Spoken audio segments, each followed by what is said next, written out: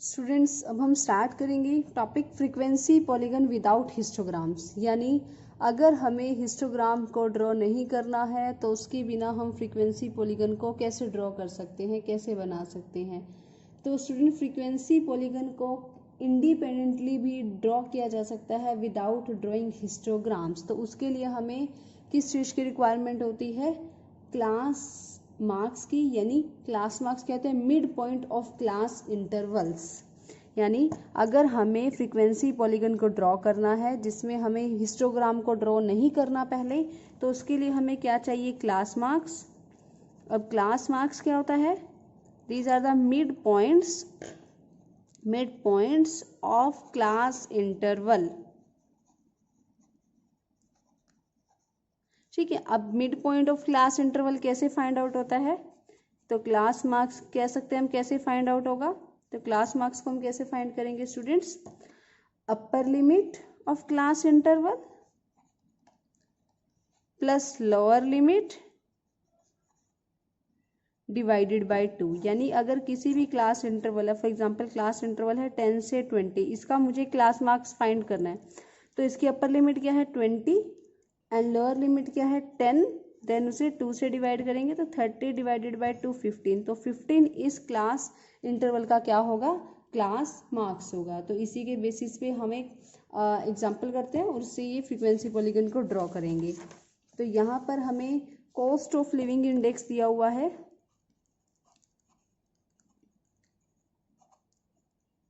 Cost of living index दिया हुआ है। ठीक है। तो यहाँ पर आएगा जो है 140 से 150, 150 से 160, 160 से 170, 170 से 180, 180 टू 190, 190 टू 200। ठीक है। तो यहाँ पर इस तरह से लिख लेते हैं।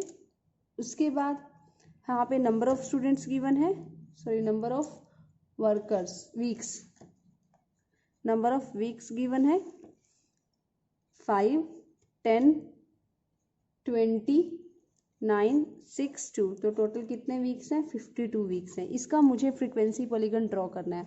तो स्टूडेंट्स, इसका मैं फ्रीक्वेंसी पॉलीगन कैसे ड्रॉ कर सकती हूँ? Without constructing histogram. अब वो कैसे होगा? तो उसके लिए मुझे सबसे पहले क्लास मार्क्स फाइंड आउट करने पड़ेंगे।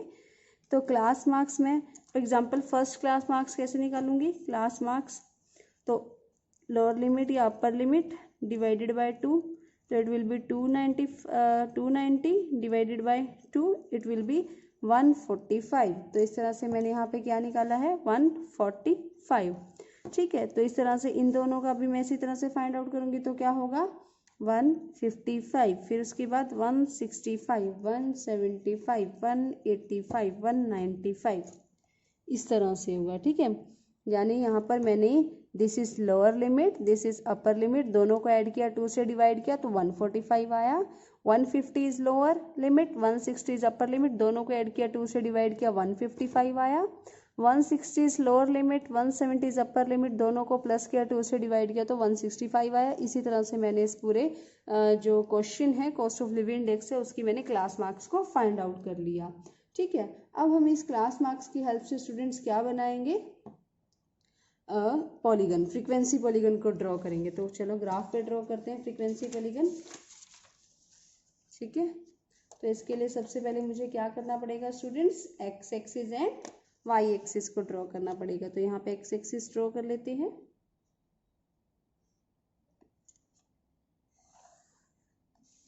This is Y axis and this is x axis।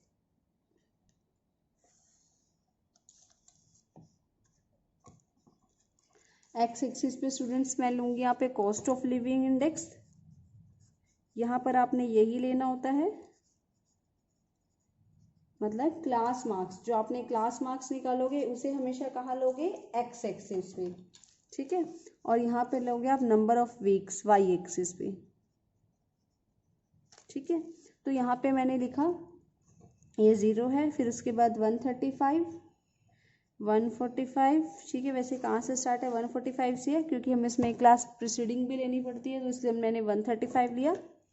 145, 155, 165, 175, 185, 195, ठीक है, कहाँ तक है ये 195 तक है, तो मैं एक और ले लेती हूँ 205, ठीक है, मैंने यहाँ तक लिया। और उसके बाद यहाँ पर y है, y पे मुझे नंबर ऑफ वीक्स लेने हैं, दैट इज इन इवन, चलो मैं 2 का गैप ले लेती हूँ, 2 4 6 8 10 12 14 16 18 एंड 20, ठीक है, तो मैंने यहाँ पर 20 तक लिख लिया। अब स्टूडेंट्स मुझे यहाँ पे क्या करना है, फर्स्ट क्लास इंटरवल क्या है 145, जिसकी कितने नंबर ऑफ वीक है 5, तो 145 5 कहाँ जाएगा 4 और 6 के बीच में, तो दिस इज 5, ठीक है, इसे नाम दे देते हैं बी। फिर उसके बाद 155 जो कहाँ पे जाएगा 10 पे, तो 155 कहाँ जाएगा 10, ये है, इसे नाम दिया सी। फिर उसके बाद 165 कहाँ जाएगा 20 पे, तो 165 की लाइन देखो कहाँ पे है 20 पे, ये आ जाएगी यहाँ पे, ठीक है 20 पे। उसके बाद 175 कहाँ होगा 9, तो 9 होगा 8 और 10 के बीच में, तो here is 9, this name is T and this is E, ठीक है 9। 185 कहाँ होगा 6, तो 185 का 6 कहाँ है, यहाँ है, तो इट इज एफ। 195 का क्या है 2, तो हेयर इज 2 विच इज जी, ठीक है। अब इन सभी जो पॉइंट्स हैं इन्हें मैं ज्वाइन कर लेती हूँ, तो सबसे पहले मैंने इसको ज्वाइन किया, फिर मैंने इसे ज्वाइन किया,